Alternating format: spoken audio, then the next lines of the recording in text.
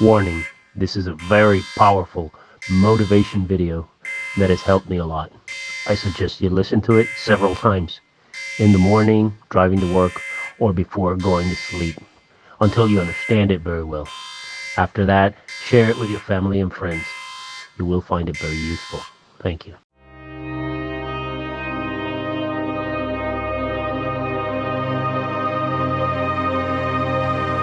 Think of this for a moment. All that's required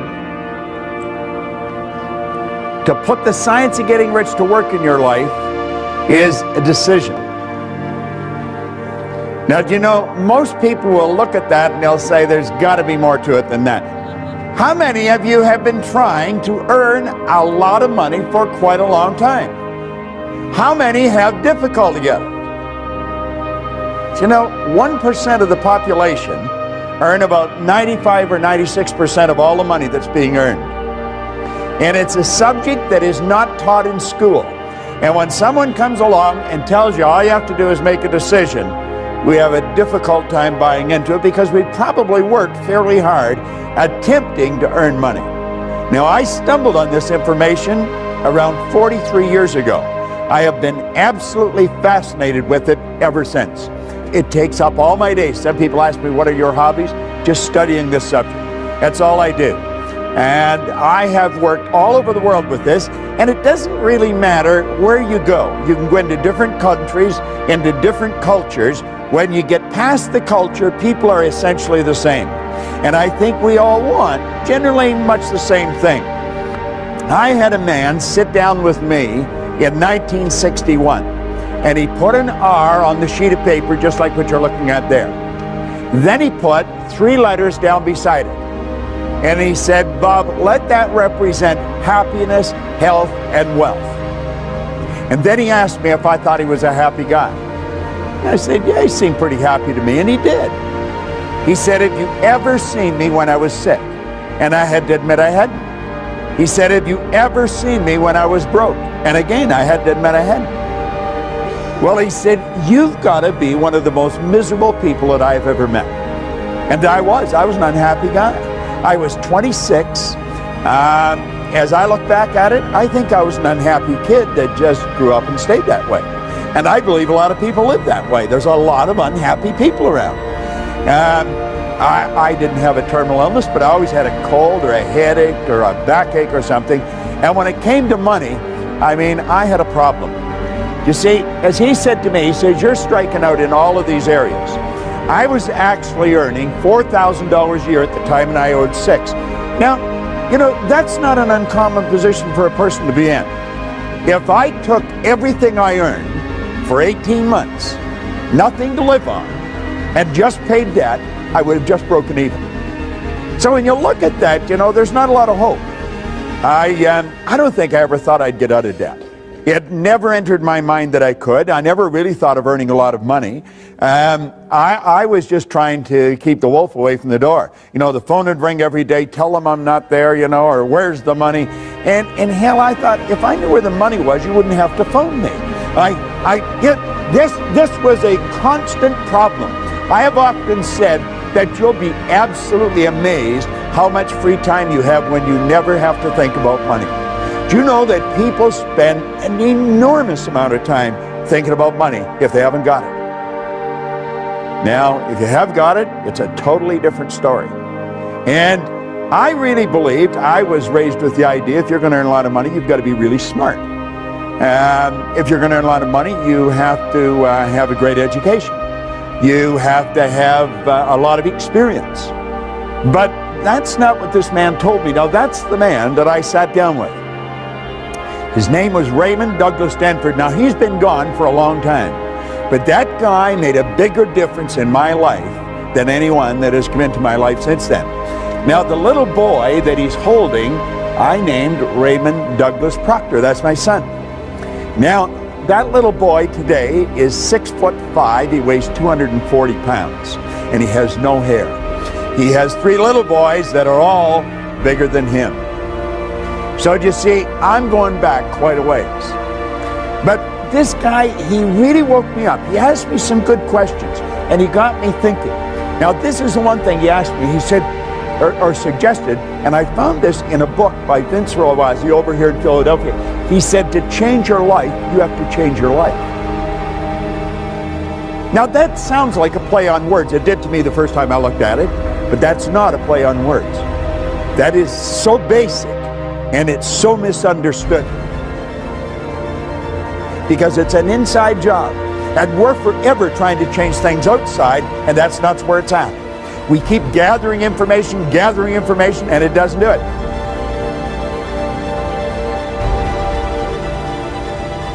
I think once we get hooked on the idea of developing ourselves, we never get away from it. And the people that are not hooked on the idea, they think we're a little crazy. But I wouldn't want to live in the world they're living in. You know, back in 1970, I had the pleasure of being on a program in Chicago with just an incredible man. He wrote a book called The True Believer, Eric Hoffer. And he said something on that program that stuck in my mind. He said, in times of change, the learners will inherit the earth, while the learned find themselves beautifully equipped to deal with the world that no longer exists. Now run that through your mind for a couple of minutes. Yet in times of change, the learners will inherit the earth. I took that to be metaphorical, that we'll be happy, healthy, and prosperous, while the learned find themselves beautifully equipped to deal with the world that no longer exists. To see, there's no such thing as a learned individual. There's no such thing as an educated individual. That's a misnomer. We're either learning or we're not.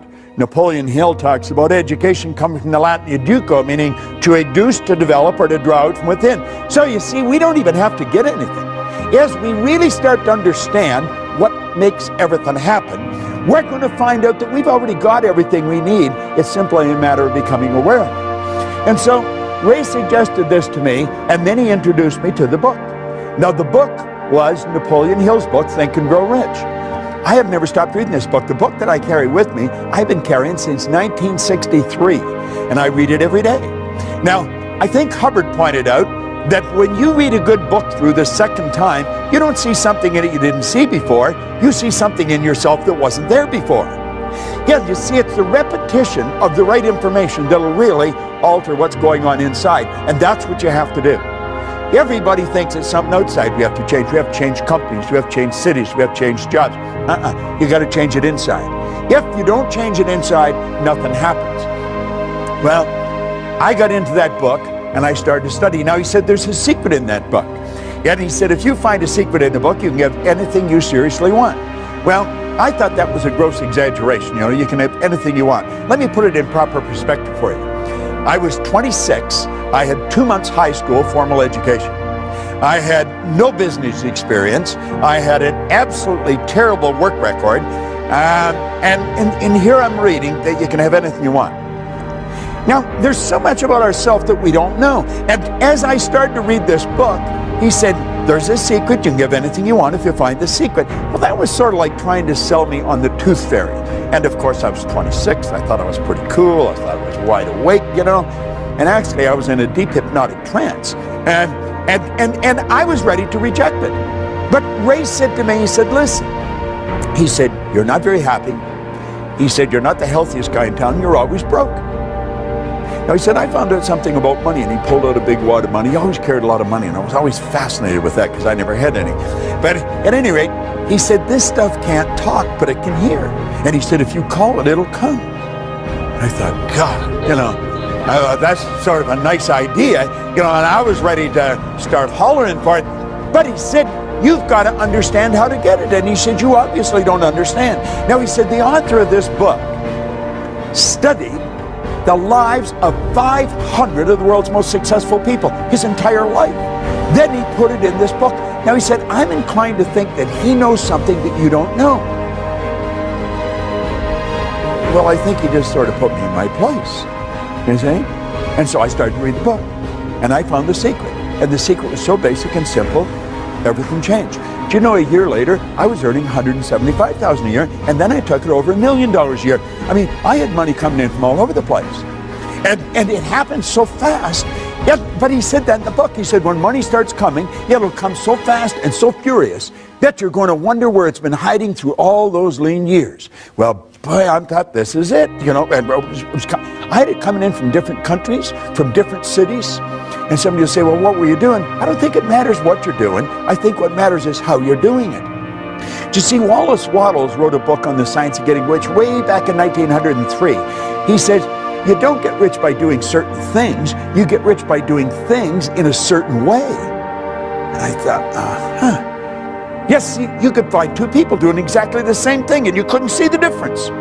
But one's doing it a certain way, the other isn't. It has to do with intent. It has to do with the energy that you're doing it with.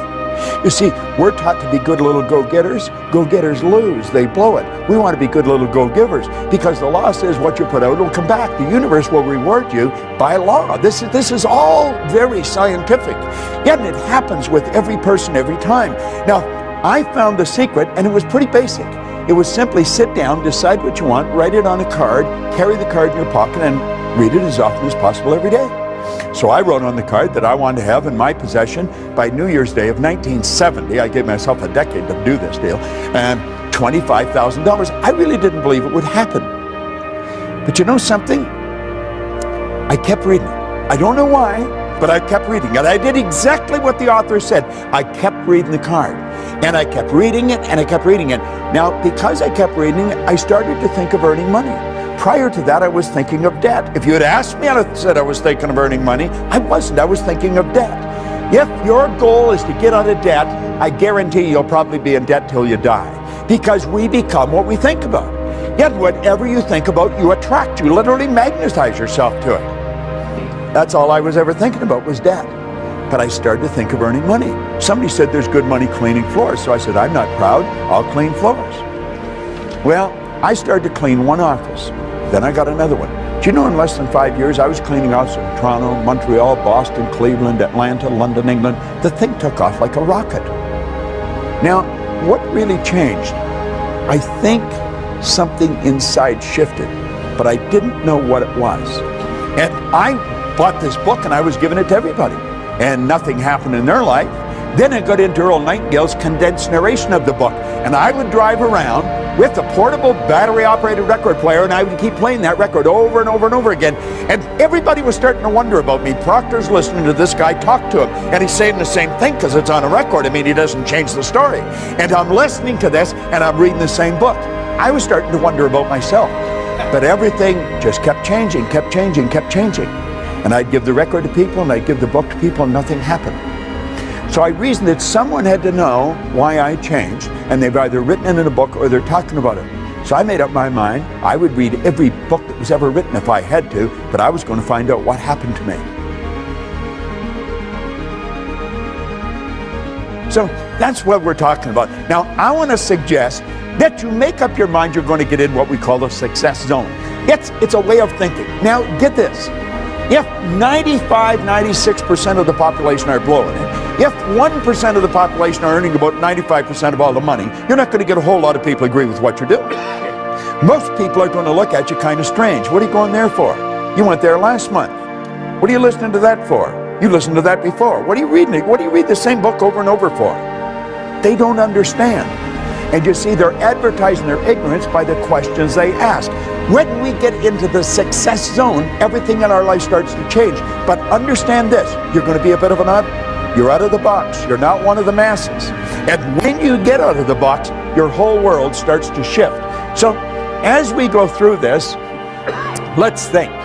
Let that little yellow dot on the screen represent your level of awareness. This represents your level of awareness. This is what you're aware of. Now, everything you've got in your life, everything, your relationships, your money, everything, is an expression of your own level of awareness. See, people that earn $50,000 a year are not earning 50 because they want 50. People are earning 50 because they're not aware of how to earn 150. People that are suffering from headaches, they're not suffering from headaches because they want to suffer from headaches. They're suffering from headaches because they're not aware of how to eliminate the headache. It's their head. They made it ache. They can make it stop. So you see, it's awareness we're after. Now think of this. If that little dot represents our awareness and it's responsible for everything we've got in life, just think of how your life could change if we magnify it just a little bit. I mean, everything would start to change. Our relationships would change. We would be healthier. We would live in healthier bodies. We would know more people. We'd earn more money. We'd be able to do more interesting things. And if we just increased it a little bit more, everything starts to shift. Well, I've been living this way now for 40 years. It's absolutely fascinating. I celebrated my 70th birthday last week. I got more energy than most people, 20. I have absolutely no intentions of slowing down. People should say, you should slow down. That's a bunch of crap. We should speed up. We've got more power. Yet, do you know the most erudite scientist alive can't even guess at what you and I are capable of doing? No one knows what we're capable of. All the power is omnipresent. That's within you, within me. Slow down, we're just starting to warm up. What we want to do is calm down. You can go at warp speed and stay very healthy if you stay relaxed. And that's really the secret. Now just imagine we expand our awareness a little more. Do you know what this program is doing for you today? It's expanding your awareness. That's what the program is all about. Every time you come to one of these programs, your awareness is widened. Your world starts to change. You think, oh yeah, that's pretty interesting. And it just keeps getting bigger and bigger and bigger. Our awareness keeps changing. Do you know that no one knows how much money you're capable of earning? No one can even guess at what you're capable of earning. We want to become aware. We're like we are because we're not aware of how to do it better. We know how to do it better. Every person in this room intellectually knows how to do a better job than they're doing. Everyone in the room knows how to earn more than they're earning, but they're not doing it. You see, having the knowledge is not the deal. Having the knowledge, when I remember when I was a kid, a school teacher would say to me, Bob, why'd you do that? I'd say, I don't know. What do you mean you don't know? You know better. I know. Why'd you do it? I don't know. I was in the Navy. Every commanding officer, Proctor, why did you do that? I don't know, sir. What do you mean you don't know? You know better. I know. Why'd you do it? I don't know. You see, I didn't know why I was doing things. Do you know that we do things that we don't want to do? It gives us results we don't want to get, yet we do them anyway. Do you know what addiction is? It's never getting enough of what you don't want. Yet a lot of people are addicted to results that they don't want. Why do we keep doing it? You see, I think when we start to see that, that's when we start to become aware of how to take control over our life. And that's really what we want to do. So you see, awareness is the big deal. We want to become aware of the obvious opportunities that are available to us. We are surrounded by opportunity. They're everywhere you go. There is an abundance, there's no shortage of opportunity. We can win, and we can win in a big way. Now, when we lack awareness, we miss the opportunity. I used to always say that, the trick is to be in the right place at the right time. I've been in the right place at the right time many times in my life, but I blew it. You know why? I wasn't aware that I was in the right place at the right time. I had to look back at it. Think of it. There's something else. It's being aware that you're in the right place at the right time is not good enough. You've got to be aware that you're in the right place at the right time. Now, do you know that you're in the right place right now to get some information that'll literally transform your life? And it's like I said, I've got license to brag about all this information because none of it's mine. I guarantee you, when you walk out of here at the end of the day, your head's going to be spinning because this is good stuff. What's holding most people back? Here's your answer. It's paradigms. Now, that's sort of a buzzword, but that is really what stops us. It blinds us. Paradigms actually blind us. Now, I'm going to get into paradigms, how they're formed, and what they are, and then how to change them. You see, if you get into books on psychology or psychiatry or behavioral science, you'll get a definition of a paradigm, but it's usually so big and awkward that you don't understand it.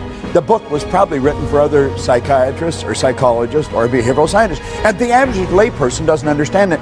I had great teachers, and they broke everything down into the simplest possible form. And I found out that paradigm is nothing but a multitude of habits.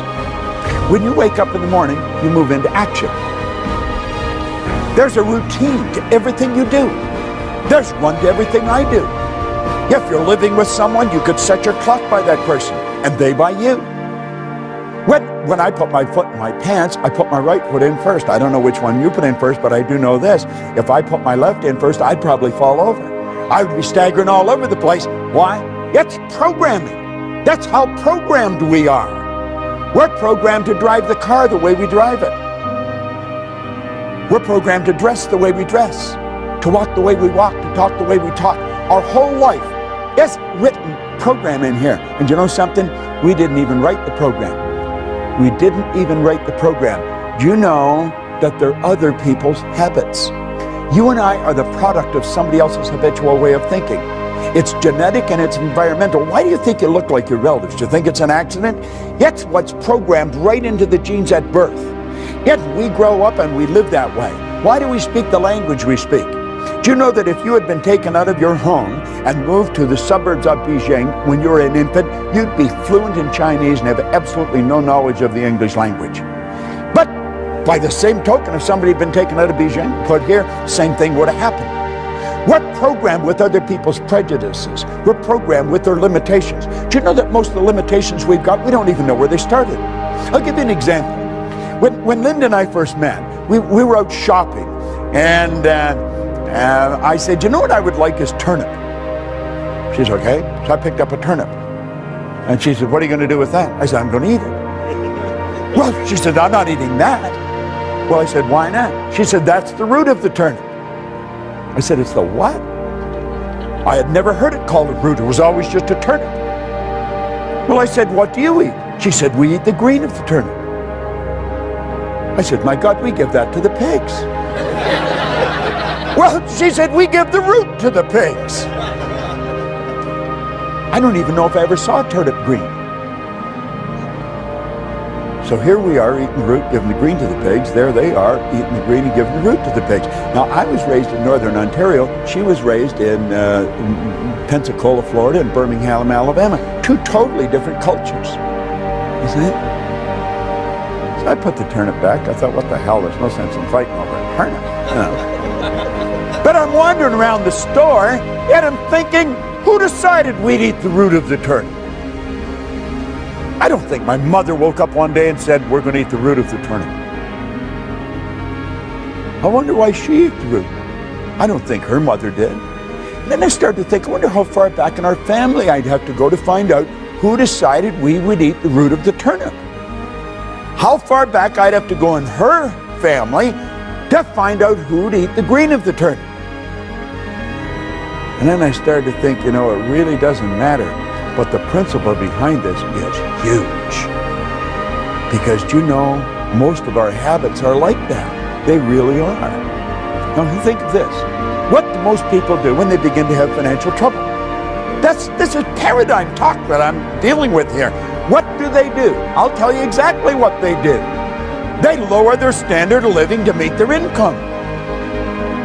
That's a bad idea. That is a terrible idea. Timidity is not a strategy for the new economy. We're living in a new economy. Remember, you cannot move forward when you're cutting back. Yet why do we do it? We're programmed. That's what we were taught to do. Anything else is being irresponsible. Well, let's think of this for a moment. Successful people take their income up to meet their standard of living. Do you know why? They understand how to do it. And if you don't understand how to do it, you're in bad shape.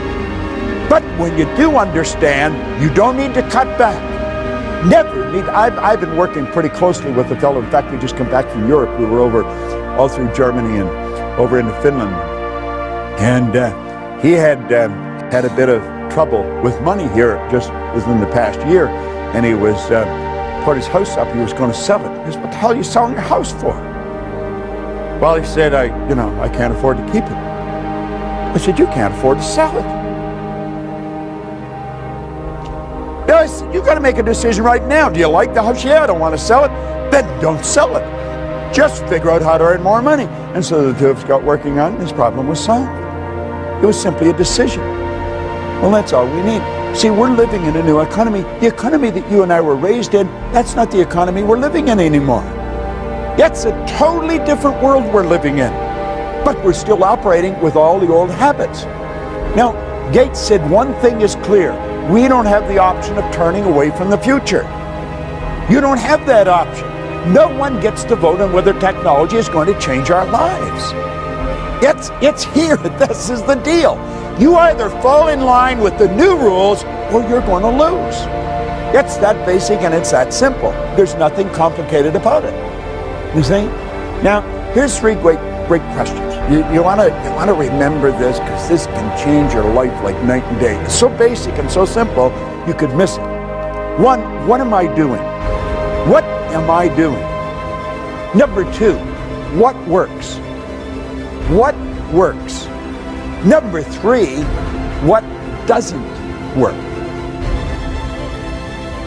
Now, when we've analyzed this, let's make up our mind that we're going to stop doing what doesn't work and take all that energy and that time and put it into what does work. Do you know, if that's the only thing you got out of this entire meeting this afternoon, it could be worth millions to you. Literally millions. I picked this up. I don't know if I heard it or I read it, but there was a man who had an engineering company. He did about $10 million a year. It wasn't a big company, but it wasn't a corner store. And he died. His wife had nothing to do with the business. She never went around the business. So everybody just assumed when he died, she would sell the business. But she didn't plan to sell the business. After the funeral and things slowed down, she went into the company and she called all the heads of departments in, and they're the three questions she asked. What are you doing? What works? What doesn't?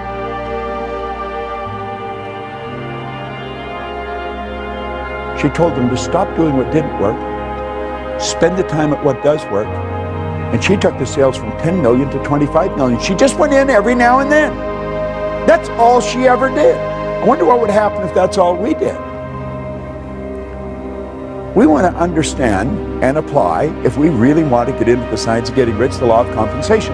Now, the law of compensation is pretty clear. There's nothing complicated about it. The law of compensation clearly states that the amount of money you earn is always going to be in direct ratio to the need for what you do,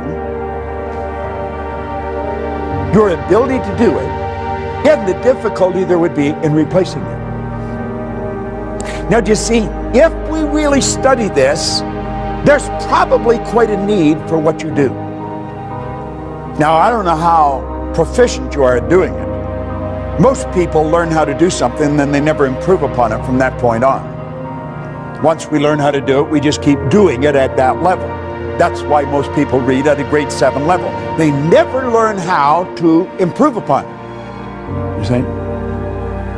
The third one, the difficulty there will be in replacing it. So you see, if you analyze this, you're going to realize that if you just focus on number two, number three is going to take care of itself.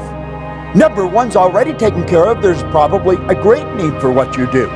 Now, if we become very, very good at what we do, just keep perfecting what we do. If we sell, let's really learn how to sell. Keep getting better at it. You would become very difficult to replace. Now, I've always felt for salespeople, and I would imagine quite a few of you are in sales, you want to learn to master your presentation. Most people make a terrible sales presentation. Just absolutely terrible. That's why they don't do very well. I have gone into companies, watched sales go up by hundreds of millions of dollars, and we tell the people not to work as hard. See, we've got the idea in our mind, if you're going to earn more, you've got to work harder. Bad idea. Now, think of this for a moment. I want you to think about your financial success. And don't think for a second that you can't change it. You can change it dramatically. But really think about your financial success. You see, these meetings, these seminars, they can change your financial success like night and day. There's nothing that'll do it better, because it's information that we're getting about ourselves. Now think of this for a moment. Money makes a big difference in all the important areas of our life. You'll hear people say, well, money's not everything and money won't make you happy. That's an absurd statement. Money was never meant to make us happy. And since it doesn't make any difference whether you have it or not as to whether you're happy or not, you might as well have it. Yet, at least if you're miserable, you'll be miserable in comfort. I mean, there's some consolation in having it. You see? Now think about it for a moment. Money is meant to make us comfortable. The more comfortable we are, the more creative we'll become. The more creative we are, the more service we can render. The more service we render, the more money we will earn.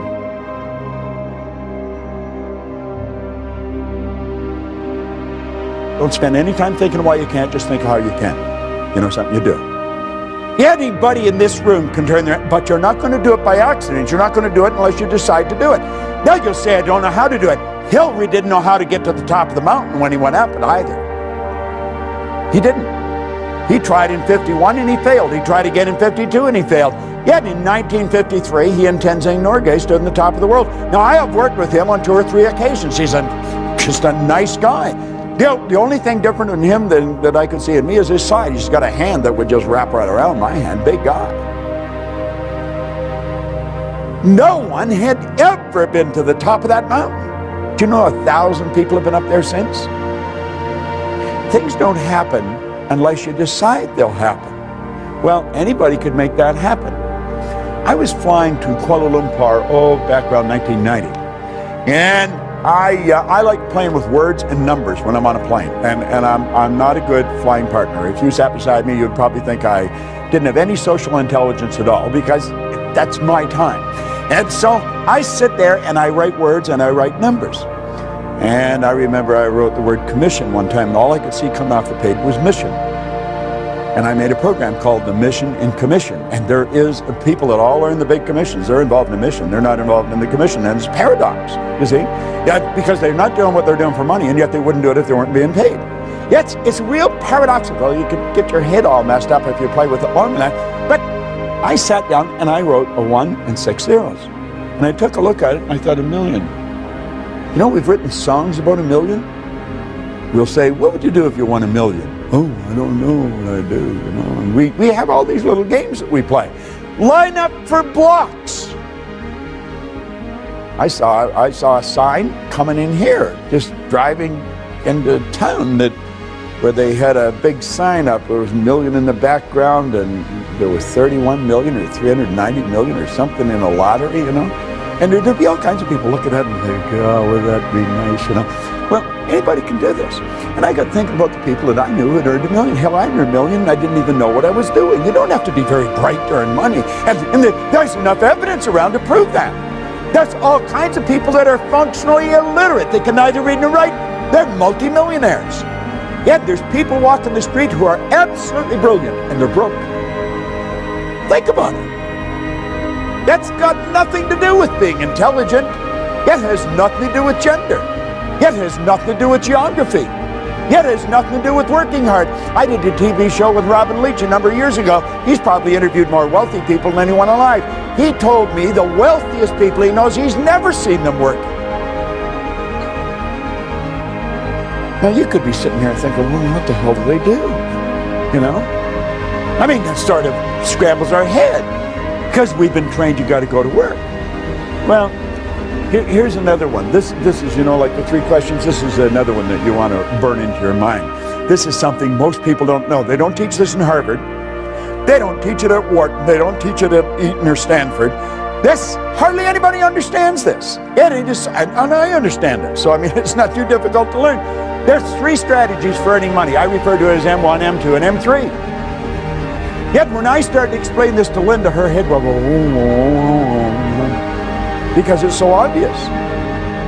Now, if you're going to teach your kids anything, and understand this, what you don't fix, they'll inherit. If you're going to teach them how to earn money.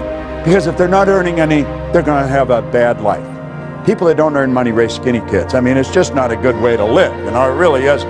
Now, M1 is used by the masses, but M3 is the one you want to teach the kids. See, M1 is used by 96 people out of every 100.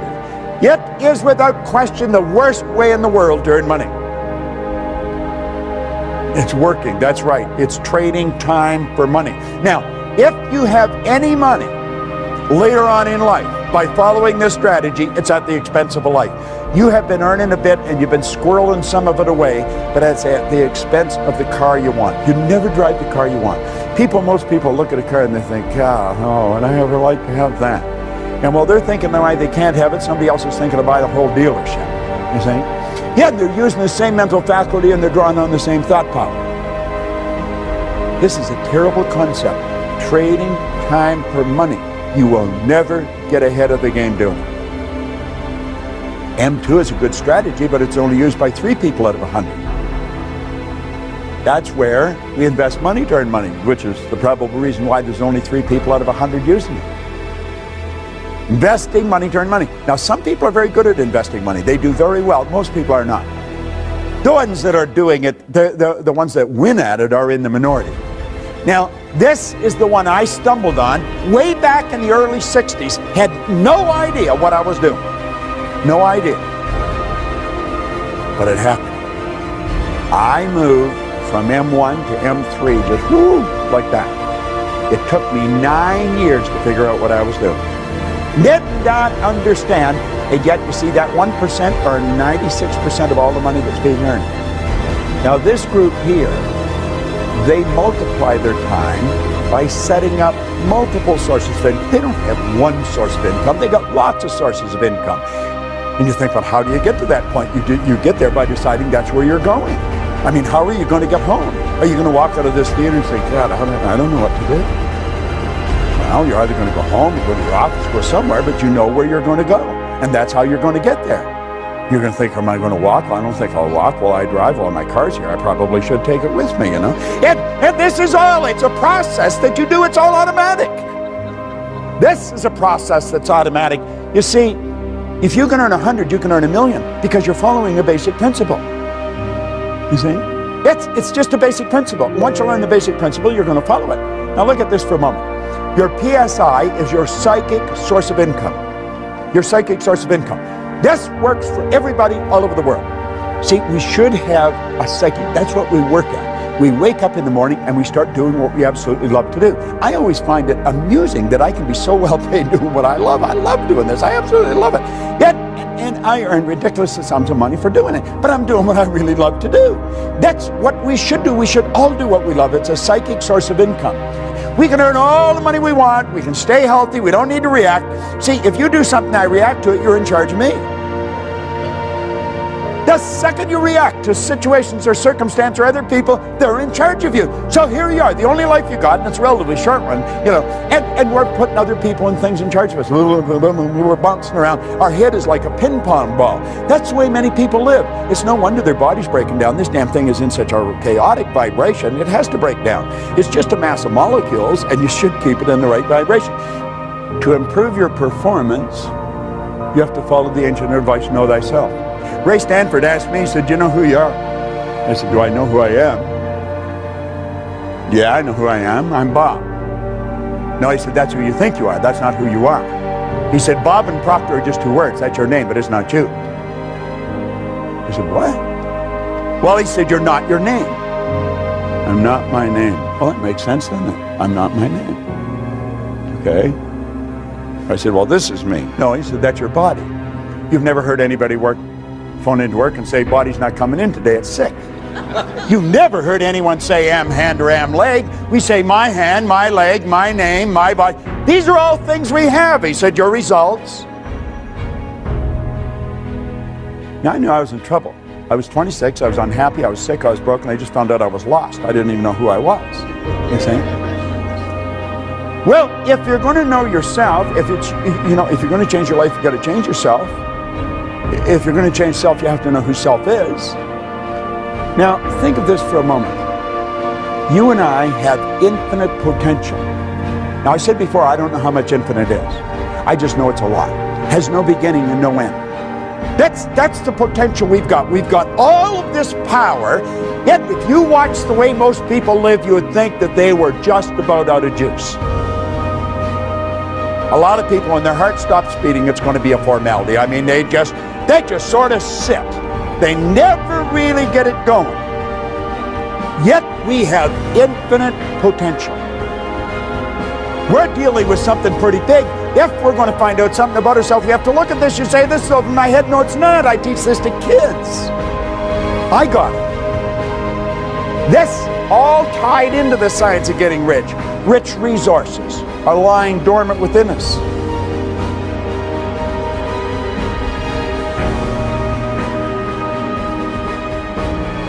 Andrew Carnegie told Napoleon Hill, he said, any idea that's held in the mind, that's emphasized, that's either feared or revered, will begin at once to clothe itself in the most convenient and appropriate physical form that's available.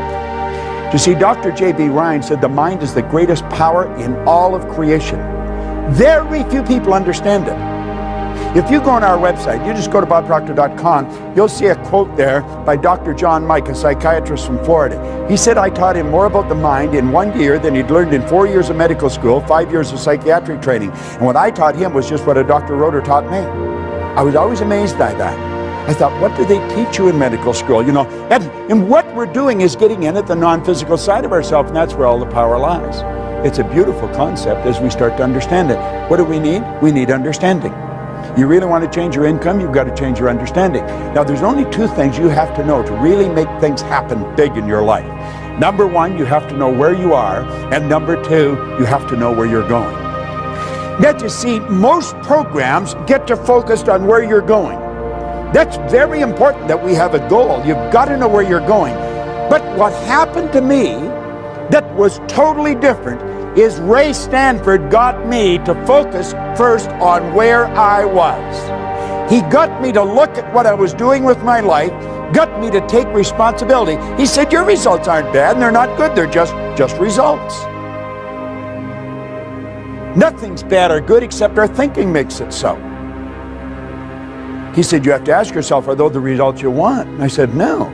Well, he said, if you will pay attention and you'll do what I suggest, I can show you how to change it. You see? And my whole life started to change. Most people get us focused on the goal. If we don't know where we're at, we're not going to... Let's suppose we all bail out of a plane and safely land somewhere on the planet. Our objective is to get to this room. Now, we know where this theater is. We know where this room is. Our problem is we don't know where we are. Now, let's say it's overcast. We'll build a ridiculous situation. It's overcast. There's no street signs. There's no wind, there's no compass, there's no map, there's no people. But we know we're on the north. I mean, we could be in Milwaukee heading towards the Canadian border. We could be in Los Angeles heading towards Tijuana. You could be in Atlanta heading towards Miami. We could be right outside this theater and walk away from it. If we don't know where we are, it won't matter where you're going. So you see, we've got to take a good, honest look at ourselves. What am I doing? What works? What doesn't? Who am I? And as we really get a grip on this, everything in our world will begin to change.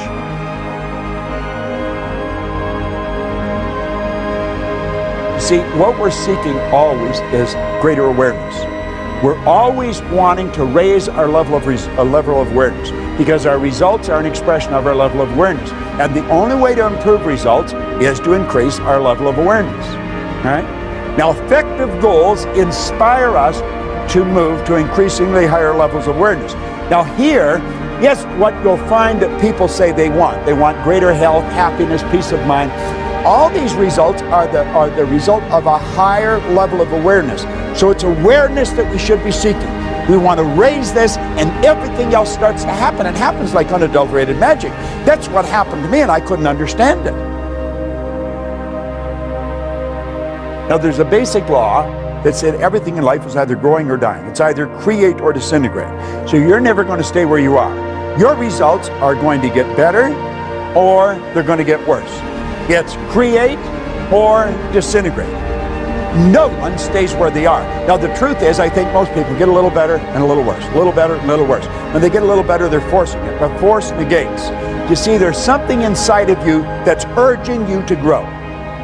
This is the spiritual side of our personality. It's the essence of our being, and spirit's always for expansion and fuller expression. There's something in you that wants you to grow.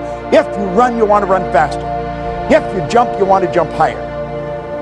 If you sell, you want to sell more. This is good. It causes dissatisfaction. Dissatisfaction is a creative state.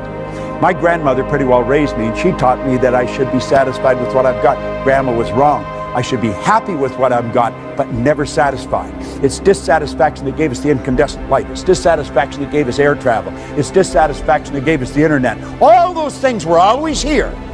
People just became aware of them. The way to fly an airplane was always here. We can go all over the world now. We're not a long ways from anywhere. We're only a short period of time away. But while there's something inside wanting us to grow, there's something else that's trying to stop us. And that's the old paradigm.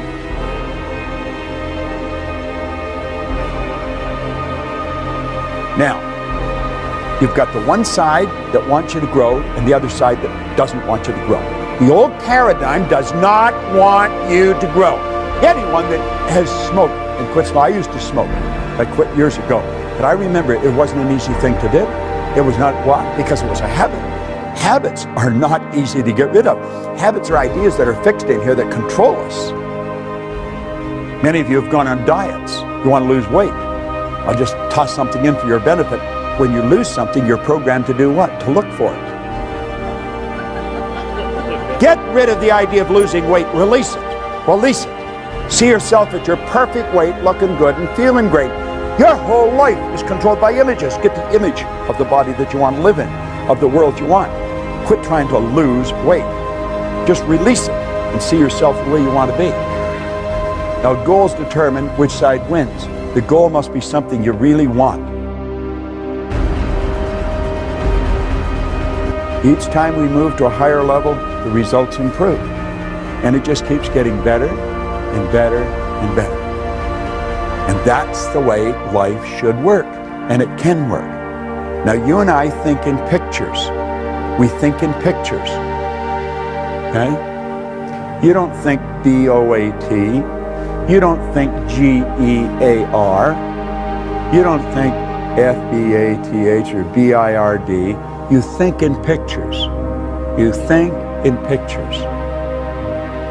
Now, it's the mind we're talking about. I want you to tell me what your mind looks like. What's your refrigerator look like, John? What color is it? White. 2 doors? Top and bottom? Which way do they open? Right to left or left to the right? Left to right. Now, you were mentally in your kitchen looking at your refrigerator, weren't you? What's your car look like? White? You like white, do you? What's the interior? Charcoal gray. 2 door, 4 door, 5 doors. Okay? You've got the picture of that in here, haven't you? Tell me what your mind looks like. Gray mush. Now you're doing what probably a lot of people are doing. How many saw the brain when I asked you to think of the mind? Hold up your hand if you did. See, there's a whole lot of people doing the same thing. But your brain is not your mind, John. And your brain is not your mind. Your brain is an electronic switching station that enables you, by using certain cells in your brain, to alter the vibration that this body's in. The brain is an electronic switching station. No one has ever seen the mind, and that is why most people have such great problem. Because we think in picture. Now, when there's no picture, John, there's confusion. If there's confusion inside, you can make book on the fact there's going to be confusion outside. As we bring the picture to our mind, we bring order to our mind. What did Solomon say? Where there is no vision, the people will perish. Where there's no vision, there's no order. Where there's no order, there's no growth.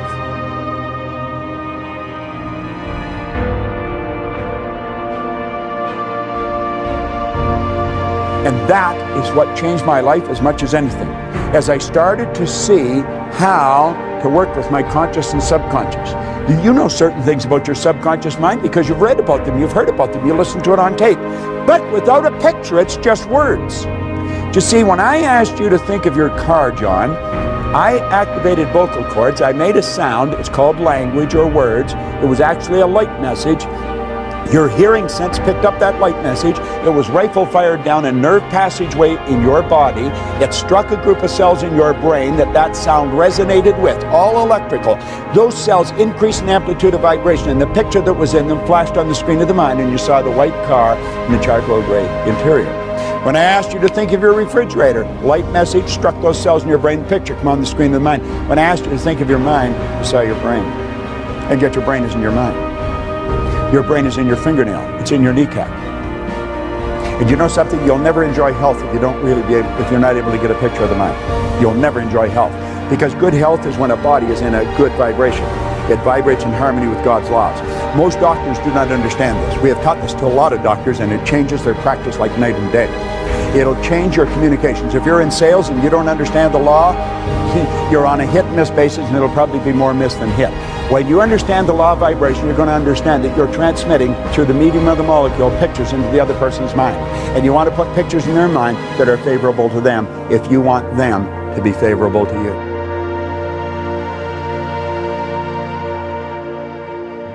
About thinking in pictures. If you're going to rearrange the furniture in your room, you get the picture of where you want things, and then you move the furniture there. Everything we do it in our mind first. When we don't have a picture, we have confusion. If you try and get two pictures in your mind at the same time, you're in a confused state.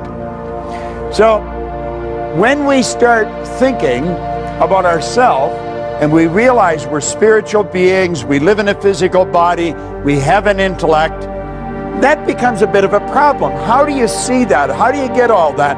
And it becomes too confusing, so we stop thinking about it. Now, this is what I call a magical graphic. This is the genie. This picture, or this drawing, was made by a Dr. Thurman Fleet in San Antonio, Texas, back around 1934. He realized, if we take this back a bit, that most of the healing arts dealt with the physical.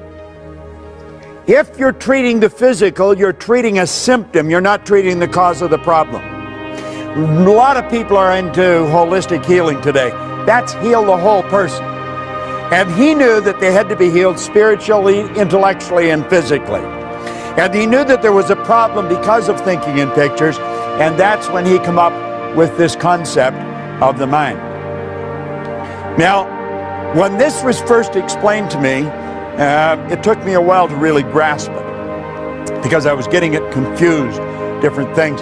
So if you look on the inside of the sheet that we give you, you'll see the drawing there, and we'll fill in some of the blanks for you.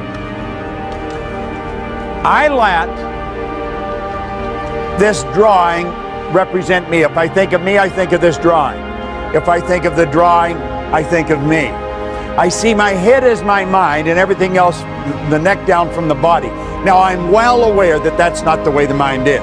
Mind is movement, body's the manifestation of that movement. But since we think in pictures, this is an excellent one. I see the top half of my head as my conscious mind. The bottom half is the subconscious, and of course, the body's the body. Now, it's the mind that controls the body. The body is like a dumb terminal. It will do whatever the mind tells it to do.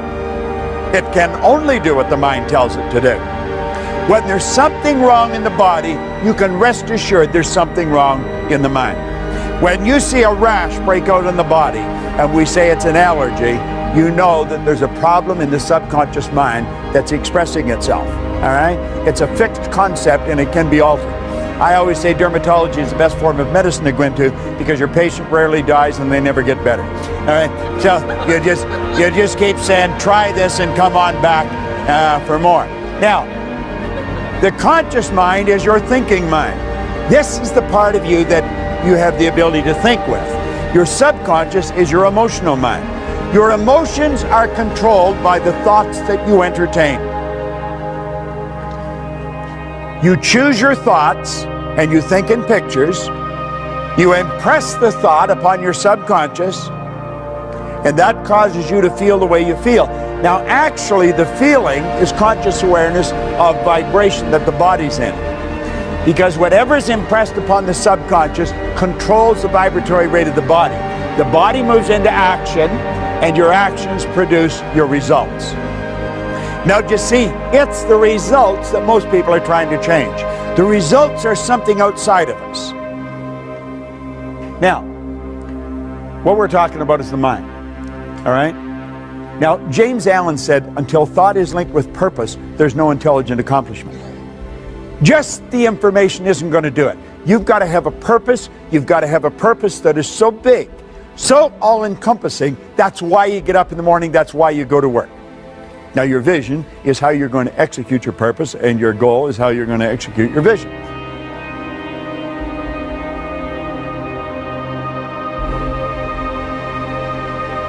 and we'll say, there is the mind, and we'll break it into two parts. Now this is where it starts getting interesting.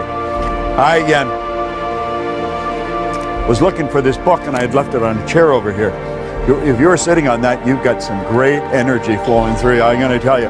Now, I have been carrying this copy with me since 1963. You can see I've had it for a while. Now, in here, he said that an educated person is not necessarily a person with an abundance of general or specialized knowledge.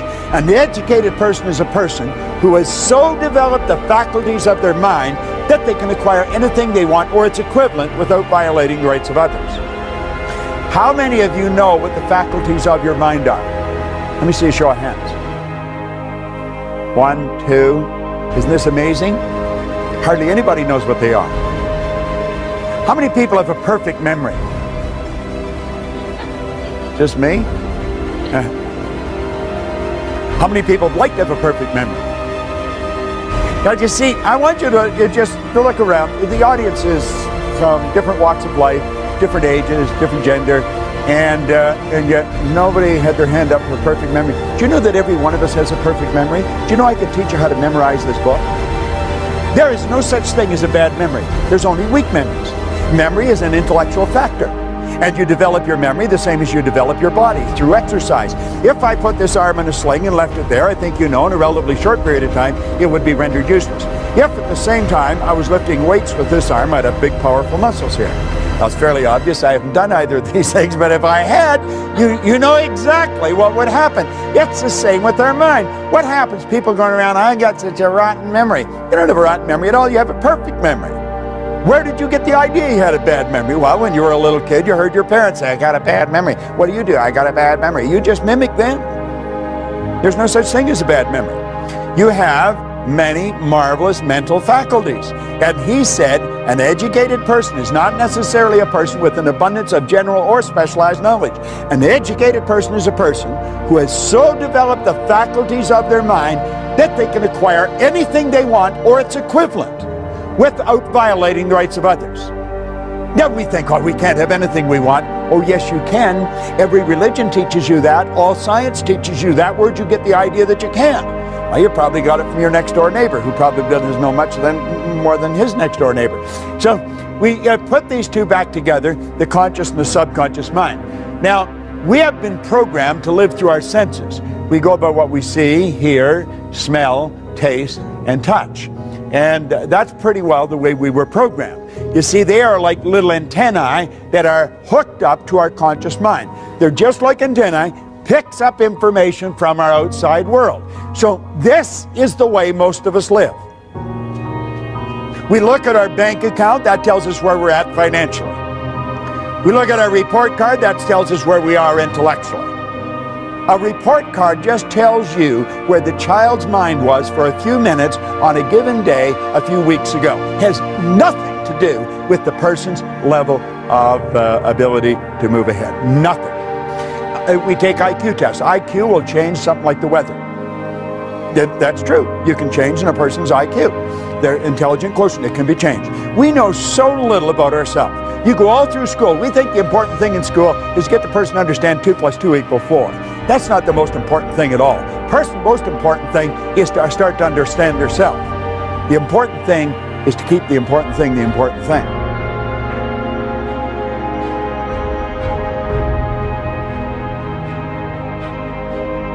Take a look at the next one. We'll back that up. Is the will. The will gives us the ability to concentrate. All right? The will gives us the ability to concentrate. I've got a couple of statues of Napoleon in my home. And I think that I have them there for a reason. He reminds me of what I do and what I don't want to be like. Napoleon had a very powerful mind. I don't think he was a very nice guy, but a very powerful mind. One of his biographers called him organized victory. Another one said he had immense capacity for sustained concentration, highly evolved will. The will gives you the ability to hold one idea on the screen of the mind to the exclusion of all outside distractions. The will is what you use when you concentrate. And through concentration, you increase amplitude of vibration. Your energy is more powerful. Okay? Now the imagination, he'll said it's the most marvelous, miraculous, inconceivably powerful force that the world's ever known. And we've all got one. Let's start using it. Now we take memory. Memory's perfect. We know what the memory is. I could earn $1 million so easy it would make your head spin. Earning money is a simple thing to do when you know how. If you don't know how, you could work all your life and not be able to do it. The conscious mind is the intellectual mind, and the conscious mind can think. This is really important that we understand this. This is what most people do not do. You just watch the average person. They'd never do what they're doing if they were thinking. They'd never say what they're saying if they're thinking. We have the ability to think. We can tap into an infinite power and we can build any idea in our mind. Now, every great leader, as far back as you can go, have taught us that we become what we think about. What do you think about? All right? Now, you have the ability to accept or reject any idea that comes along. So if you're listening to the news or you're reading the newspaper and they tell you that the economy is going down, you might say, for you, but not for me. This is going to be the best year that I've ever had. During the Great Depression, there was all kinds of people earning millions. Not everybody lost their money. You see, I'm not trying to flatter you, but coming here is one of the most brilliant things you can do. I was talking to a lady right here at the break, and she was telling me that she got a cassette or a tape from, it was Napoleon Hill's Principles. And she was listening to them. She says, things were going really great. And she said, for some reason, I lost it or stopped listening to it, and things started going the other direction. Well, we're so influenced by suggestion. Suggestion is one of the most powerful forces in the universe. And you see, if you come here on a regular basis, just when you start to slide off, it'll bring you back on track again. Now, I think you should listen to this stuff every day. We read the paper every day, we eat food every day, we wash our bodies every day. How about recharging our mind every day? We're dealing with the most potent force in the universe, and we're dealing with the mind. Now, your subconscious mind has no ability to think. It cannot choose, it cannot reject, it can only accept. The conscious mind can reject. You want to reject a lot of the things. When people start to complain, get away from them. I don't want to spend any time with anyone that talks about how bad things are or why things can't be done. Your subconscious mind will accept anything, and whatever goes into the subconscious mind must be expressed through the body. It cannot differentiate between what's real and what's imagined. Hold your hand up like that. Come on, everybody get their hand up like that. Put their hand like that. Put it here in your chin for a second. While you do that, now where's your chin? You see? You're thinking. Why did we go here? Because I went there. If I said, let's follow me, and I went off the cliff, would you go? We have a tendency to go by what we see, hear, smell, taste, touch. We do not think. You know that's not your chin. You say, well, you put your hand there. There we go. You see, that's the defense. They did it. All right? Your subconscious mind will accept anything. Now, this is how you and I arrived on the scene. A baby, when a baby's born, its subconscious mind is wide open. You can put anything in it you want. The baby's mind is wide open. Every thought that goes on around the baby is going right into that baby's mind. You were a baby. Go back and ask yourself, what was the environment like that I was raised in? What did the people work at? What was their attitude towards money? What was their attitude towards potential? You see, if we start asking these questions, then we know what's programmed here into our subconscious mind. Now, any idea that goes into our subconscious repetitively becomes fixed in there. That's what we call a conditioned mind. It's a multitude of fixed ideas. Fixed ideas are more commonly called habits, and a multitude of habits are called paradigms. How did we get in the habit of doing things? By the idea going in the subconscious mind. It's the repetition. Do you remember when you first started to drive a car? You probably thought you were going to kill yourself. And so did the person that was teaching you. You know, that's why they were so scared. And I mean, you were having a terrible time. The clutch, the brake, the gas, you know. And now you're steering with your knee. You're looking for a pen while you're talking on the phone. And you're in traffic. It's the subconscious mind that's doing it. When you're on the highway, your subconscious mind is driving. You're not really paying attention. The subconscious mind's driving. Go to pass a transport truck in the rain when there's a heavy overspray. You go from automatic pilot to conscious, and you're holding that wheel. And when you get past, you're slacking off and back on the subconscious mind again. See, this is all automatic. Well, you and I were programmed. And the problem is we were programmed with their limitations. Where did they get the limitations? From somebody the same way. We've got to understand this. Someone else may have been responsible for making us who we are. We are responsible for changing it. Now, there is thought. It's a thought powers flowing into your consciousness. You can think anything you want, but the paradigm is going to dictate what you're going to do. The thoughts that you think are largely controlled by the paradigm. See, if you're conditioned, as I say, to earn $50,000 a year, what are the odds of you thinking of earning 150? You won't seriously think of, oh, you might dream about it periodically, but you won't seriously think, but you could. As a matter of fact, if you just made up your mind that you were going to, you probably would, in a relatively short period of time. If you were going to learn to fly an airplane, what would you do?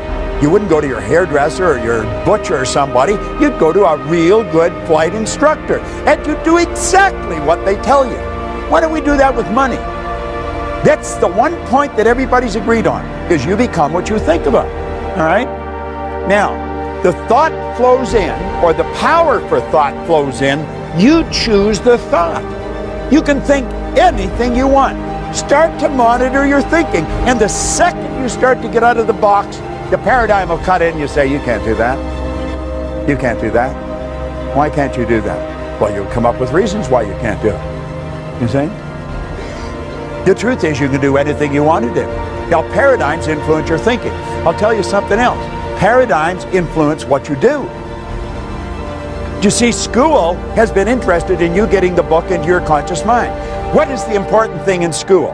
The important thing in school is that you read the book, you remember what's in the book, and you repeat what's in the book. If you do that, you get the mortarboard of the sheepskin, and they say you're an educated person. There's a lot of educated derelicts walking the street. They remembered what's in the book. It doesn't cut any ice anymore. For a while, we got away with that jazz. There was a lot of money wasted. Companies aren't doing it anymore. If you don't produce, baby, you're on the street. Cry, bitch, complain, do all you want, but you shouldn't have been there. If you're not performing, you don't deserve the reward. It's a simple concept.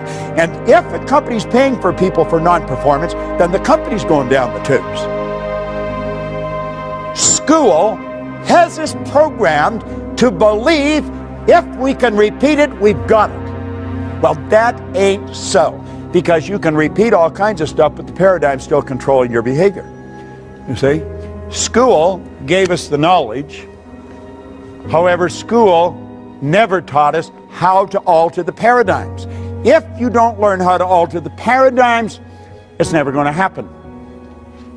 Got to alter the paradigm. See, you want to improve your results, or you wouldn't come here. I don't think you're coming here because you had nothing to do. I think you're all very busy. The people that have nothing to do, they wouldn't come here. It's a bit of a paradox. They're the ones that need it more than you do. All right? Now, what does the program tell us to do? This is the way we are programmed. The starting point is results. We look at the results we're getting. The results cause us to think the thoughts we're thinking. This is a formula for losing, by the way, but this is the way we operate. You look at the x-ray. You look at the bank account. You look at the present relationship. If you're letting present results control your thinking, you're on a losing track. The thoughts cause the feelings. The feelings cause the action, and the action produces more of the same. If you're having financial problems today, you probably were a year ago. If the student's getting an D average in school, they probably did last year. We think we got to cram more information. No, no, no, no, no, no. Put the books away. Sit down, teach them something about themselves. Get them to see themselves as an honor student. Get them to relax, totally relax when they write the exam. They've got all the information there and it'll flow out. They've got to start to see themselves as worthy of the good life that they desire. When I left public school, Miss Strawn, who was a nice lady, she said, Bob, where are you going to go? And I said, I'm going to Malvern Collegiate. Oh, Bob, don't do that. Go on over to Danforth Tech, get a trade. You'll never do well in the business world. Because I got people like Price Waterhouse, Prudential, some of the largest companies in the world. They'll pay me on the ass to go in and work with their executives, and I would never do well. Miss Strawn was wrong, but I believed what she said until I was 26. And consequently, I never tried to get a good job. I always had a dumb job, hated the job. I remember working for a guy in the West End of Toronto. He was not a nice man. He really was not a nice man. Of course, I was poor as a church mouse, so I didn't even have a car, and I had to go from the East End to the West End in busy traffic and in cold weather all the way across the city to work for a guy I really didn't like, to do something I absolutely hated, and all the way there I was afraid I was going to get fired. Now, this is nuts! This is insanity. Do you know that there's a lot of people like that? Right in this building, there's people like that. Doesn't make any sense. They're starting with the wrong end. They're letting the present results control them. Think of this for a moment. Your starting point should be ideas. Let's let the present results dictate where we've been at. Let's learn something about ourselves. Let's start with the idea in our mind. What do you really want? Let that idea then dictate how you feel. How you feel is going to control how you act, and how you act is going to produce the results that you're getting. That's the way you improve the results. And then you look at the improved results, you adapt to the change in the condition, circumstance, and environment, and then you start out with a new idea. You see, it all boils down to decisions. It really does. You got to make the decision that you're going to change. But many of you come here and you go back and you do exactly the same thing. I want to suggest that you make a decision today. You make a decision, you're going to change the whole deal. We don't know how long it takes to reach a goal, although we guess fairly accurately. And that is governed by a law of gender. The law of gender decrees that all seeds have a gestation or an incubation period. When you plant a seed, you don't get the flower or the fruit right away. When the seed for the baby's planted, it takes approximately 280 days. Well, remember where the non-physical and the physical is all hooked together? Well, the idea is a spiritual seed. It's made from exactly the same stuff the physical seed's made from, and it's subject to exactly the same law. We just have not developed the awareness of what the gestation period is, so we guess. And oddly enough, we guess fairly accurately. Everything else on the goal card should be written in the present tense. I am so happy and grateful. You've already got it in your conscious mind, and as you get emotionally involved, you've already got it in your emotional mind. And it's only a period of time till it moves into form. You got to make the decision. So you start out, your goal, that's the idea. You see the goal. This is where I am. And then that will dictate the kind of feelings you have. You see? That'll dictate your actions. And that'll produce the win. Then you build another big, new, exciting goal. Now this is all, it's so basic and it's so simple and yet so misunderstood. But you can understand it. You see, you want to make the connection between your mind and your prospect's mind or the other person's mind, because that's where you make the connection. You make it on a mental plane. That's where the sale's made. Those of you who are in sales, it's all made, it's a mental thing. It's not, we may think it's physical, it's not physical at all. The physical is just the expression of something that's already happened. You want to practice about 15 minutes a day, get your performance down pat. I know a few movie stars that are pretty big ones. And you know something? They do this so beautifully. It's called imagined reality. When you watch a movie star at work, they're living the part. You see, they're not just reading a script. They're not just repeating memory work. They took the script, they read it, they reread it, they memorized it, they internalized it, they became it. Yeah, and it's perfect. That's what we want to do. We want to write our own script. And most people don't understand that. Now, this is very important. We're going to go through it very fast. You're either living in ignorance or with knowledge. Now, we're all living in both. We know certain things and there's certain things we don't know. Now, let's stop and think, because this is very powerful. You can think anything you want. Most people that don't understand something, they have a tendency to doubt and worry. Doubt and worry. They have taken a power that was unadulterated, it was without form, and we've given it form, a negative form. We built a negative picture.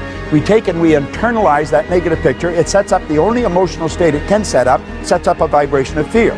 Now, fear can only be expressed through the instrument that you're living in, your body. And so it expresses itself in what we call anxiety. Now, anxiety is not expressed, it's suppressed. Yet the suppression then turns to depression.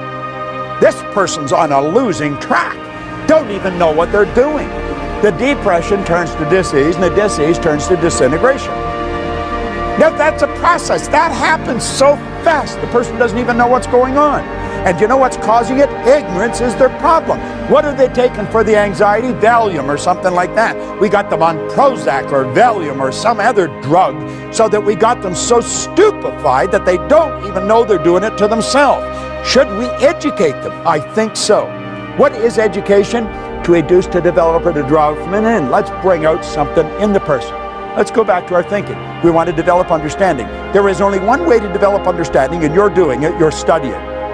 There is no other way of developing understanding. That's what these programs are all about. Solomon said, in all you're getting, get understanding.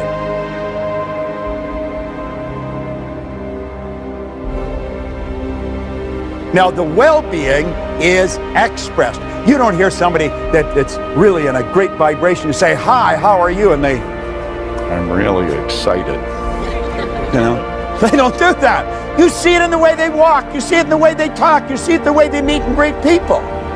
They're alive and they know it. That turns to acceleration. They're picking up speed. This is the way the universe operates. You know why? Because they're at ease. They're not uptight. The person that's anxious and depressed, their body is, it's no wonder their heart snaps. Take your fist and clench it tight, see how long you can keep it that way. That's the way some people's bodies are. Well, you want to put your body in a totally relaxed state. And then this power flows freely through you. No kinks in the hose. And I'm going to tell you, you'll have lots of juice flowing and you're going to feel like $1 million. And you become very creative. And that's called creation. You see? Now, what do you think about? What do you spend your time thinking about? Most people spend their time thinking about just whatever's going on around them on a given period of time. Now we say to ignore the power of paradigms to influence your judgment is to put yourself at risk when exploring the future. This idea of paradigms, you've got to understand it. You want to get back into that stick person.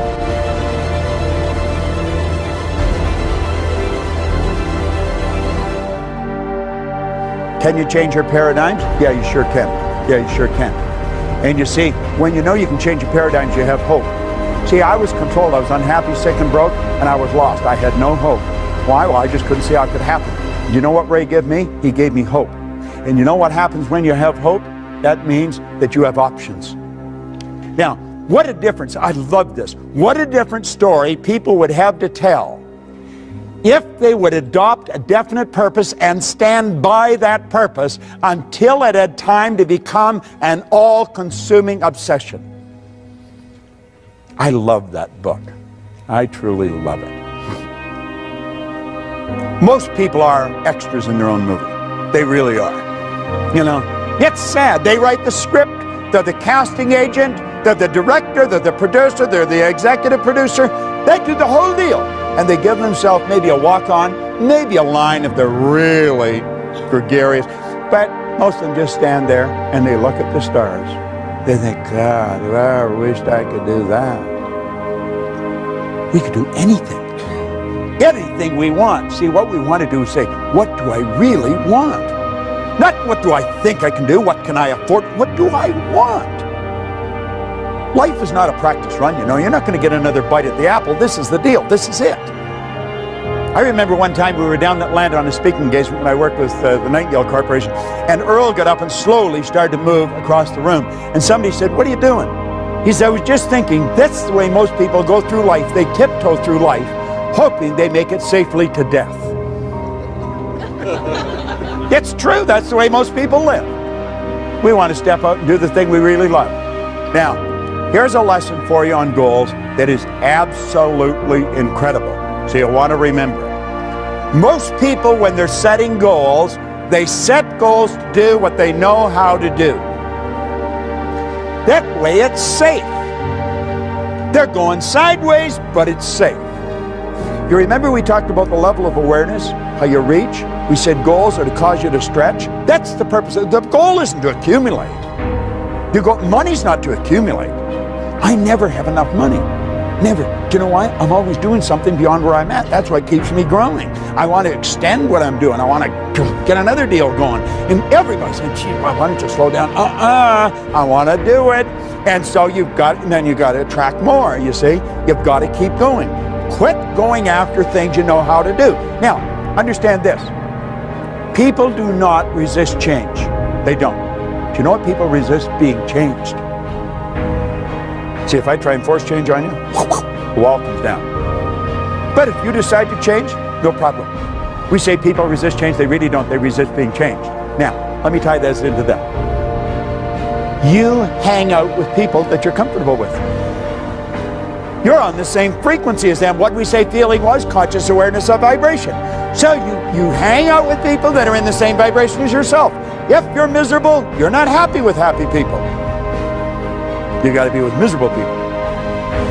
If you're happy, you're not happy with miserable people. You got to be with happy people. You don't find the big producers hanging out with the little producers. And you don't find the little producers hanging out with the big producers. You don't find rich people living in the slums. You don't find people that have no money living in where rich people live. You are attracted to people who are in harmony with you. That's the law of attraction. That's the way it works. Like energy attracts like energy. Now, the people you're mixing with, if you're setting goals to do how you know how to do, that's where they're at. Now, when you go to move ahead and you say, I'm going to go after something bigger and better. And as you go after it, they don't want you to. If you gave them a polygraph and really sucked the truth out of them, they want you to win, but they don't want you to leave. Do you know why? They would have to adapt to your absence. They don't want to do that. They don't want you to leave. Do they want you to win? Yeah, but they don't want you to leave, and you can't win if you don't leave. You're thinking, geez, this is true. You can relate to this. Now, we sit down, we're going to stretch. We're going to go after what I think I can do, and we get our slide rule out, we get the whole deal, and we get the plan. You got to have a plan. Wharton teaches you got to have a plan. Harvard, you got to have a plan. So we get this plan, then we go down to the office place, and we get a folder, and we print it out on our color computers, and we got our pie charts and our graphs, and it's all in color. We got a plan. Man, are we proud of our plan? But you know something? We don't go anywhere. You know why? No inspiration. Here we're going after something we think we can do. God, we're stretching, but there's no inspiration. And there's no support. The person that you're leaving isn't going to support you, and you're not inspired because you're just doing what you think you can do. You got the plan, though, but the plan ain't going to do you any good. It just won't work. Now, if you go after what you want, you're going to fantasize. And you've been taught that's a no-no. When you were a little tiny girl or boy, you could fantasize. The mom would just leave you there and let you play with the pots and pans, and you did all kinds of great things with them, and you were fantasizing.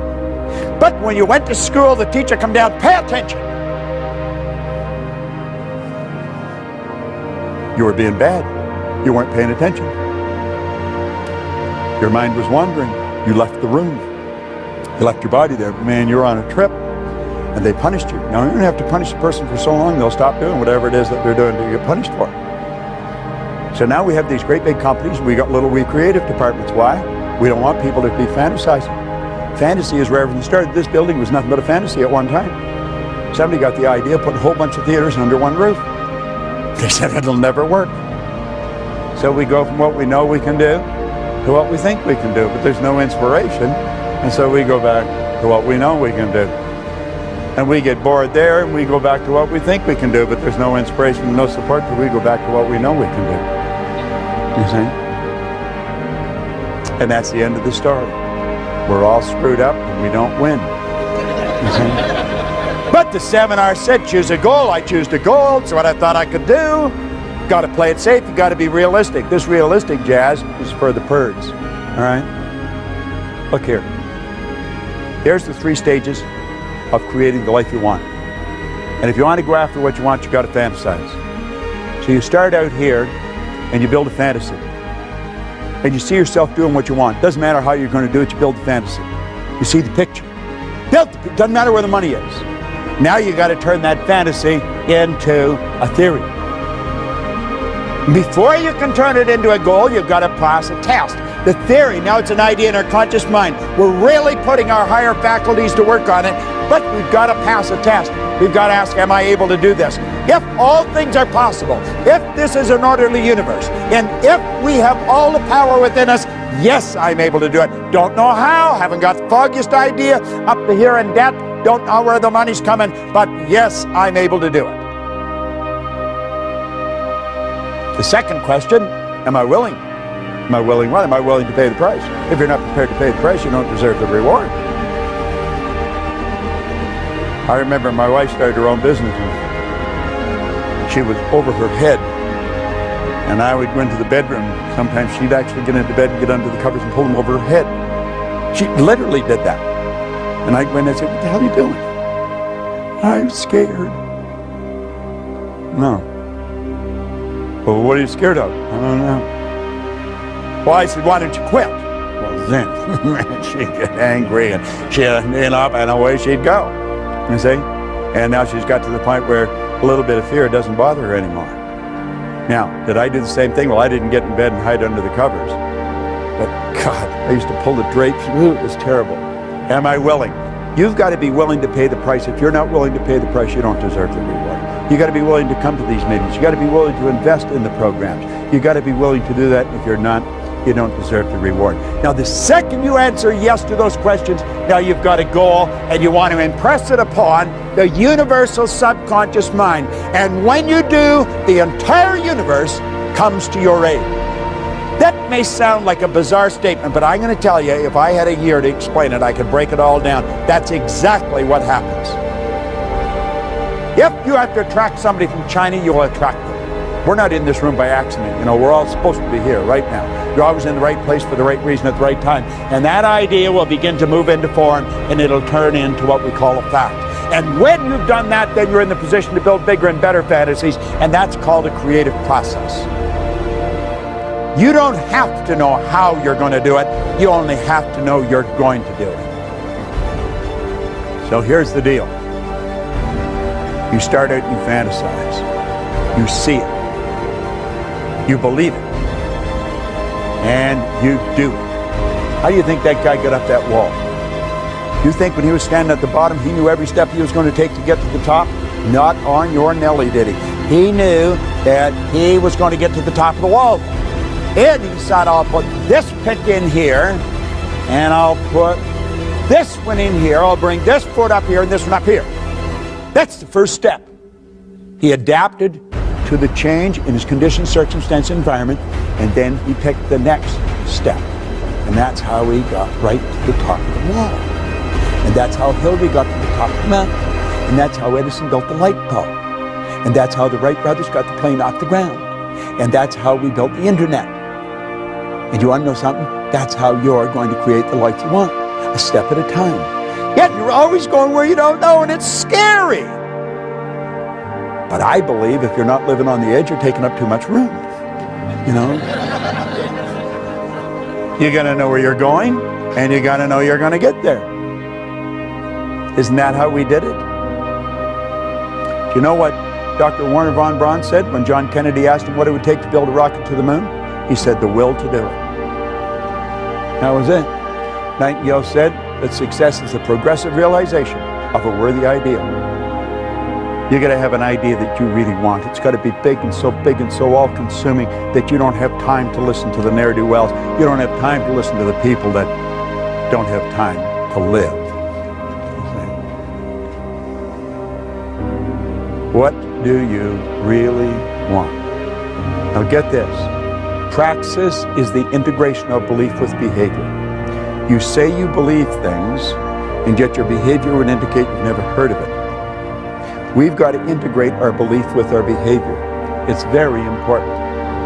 You have your conscious mind, and you build a belief. And you impress that belief upon your subconscious mind. Now understand this. There's going to be a bit of a war. How many believe what I've explained here today? Say you believe it because you know it's the truth, and you hear the truth, you know it. You see? There's a problem when we go to execute that, and it's the old controlling belief that's in there. We've been taught to believe that there's certain things we can't do. We've been taught that because of this or because of that, it won't work. I'll give you a good book to get and read. Go and read Up from Slavery by Booker T. Washington. There's a guy that, he had all the strikes against him, but he had an image, and he just kept going, and he did whatever he did, and he did it well. He's quoted as saying, if I'm washing floors, when people look at it, they're going to know that Booker T. Washington washed this floor. Everything he did, and that's the way we want to do it. We want to do it to the best of our ability, and we want to gain an understanding. The way to do that is to continue to study. So here's the overview of what we've done. Power flows in. Number one, we build an image. Number two, we plant that image in our subconscious mind. That image then is expressed through the only instrument it can be expressed through, our physical body. That is an absolute law. It is an absolute law. The image you impress upon your subconscious controls your vibration, and your vibration controls what you attract into your life.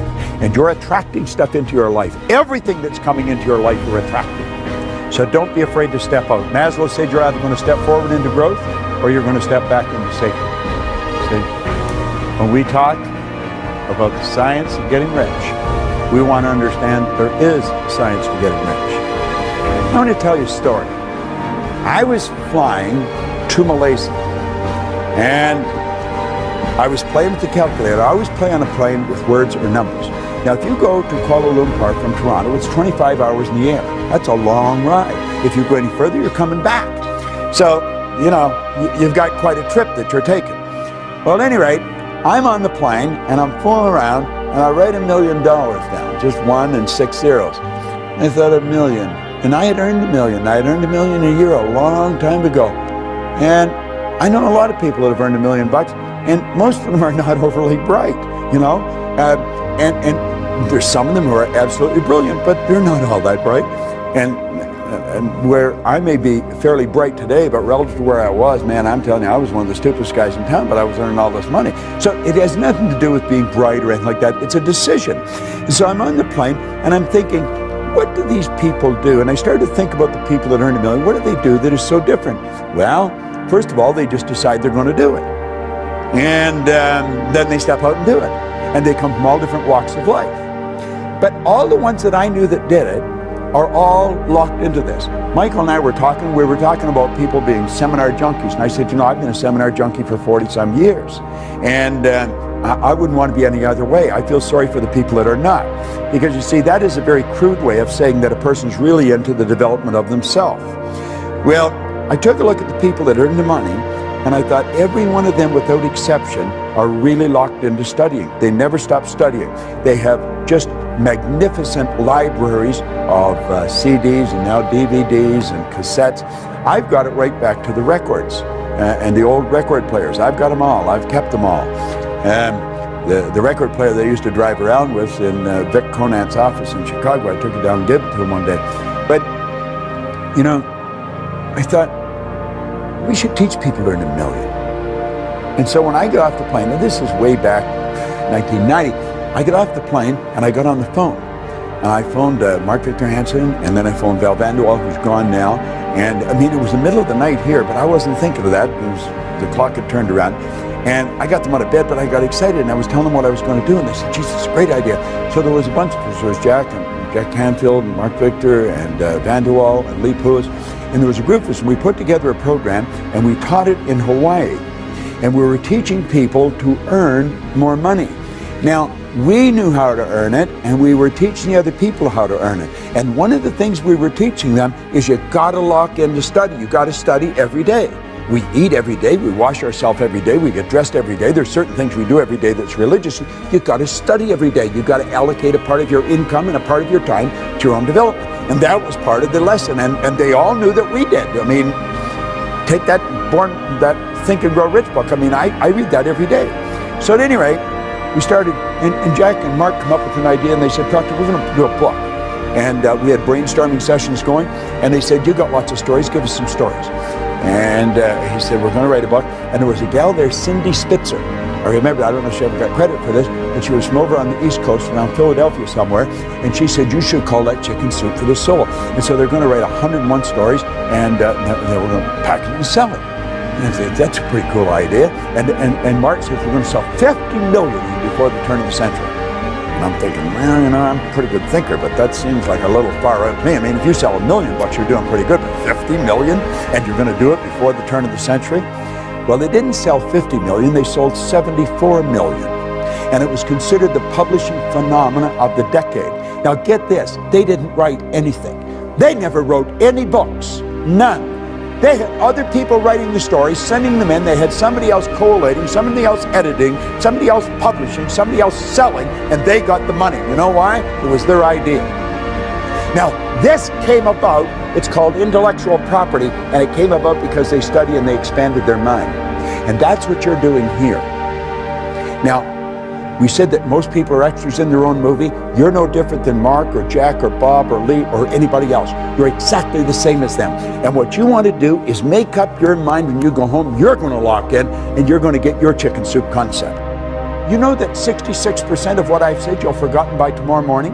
90 to 100% of it will be gone within a month. But if you keep repetition, if you keep programming it into your mind, you're going to find that you'll start to do it. That's what the actors do. I know a number of actors, pretty big names. And you know something? They're ordinary folks just like you and me, but they become great actors because they program the script into their mind until they become the script. And that's what you want to do.